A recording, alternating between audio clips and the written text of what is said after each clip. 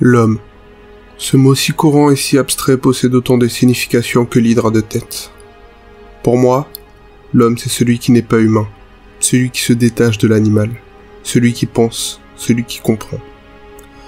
L'homme est faible, faible face à cette mère injuste, mère qui ne se manifeste que par la douleur, donnant des coups de ceinture que l'homme reçoit de plein fouet sans même pouvoir voir la main qui la tient. Ô mère imperceptible, il me tarde le jour où mes yeux pourront te voir, afin que je puisse enfin trouver du réconfort auprès de toi. De ce désir, s'en est de multitudes de croyances, et de ces multitudes de croyances, s'en est les mathématiques. Les maths, c'est avant tout des questions. Questions qui auraient dû être posées depuis longtemps. Pourquoi, mère, t'acharnes-tu ainsi sur moi? Y a-t-il une raison? Et si je parviens à connaître cette raison, accepterais-tu d'ôter ce voile?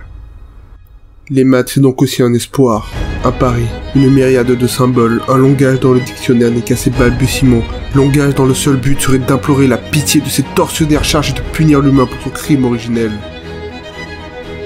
In fine, les maths sont un langage, celui de la vie, celui de la mort, et celui, je l'espère, de la mer. Maman, aime-moi.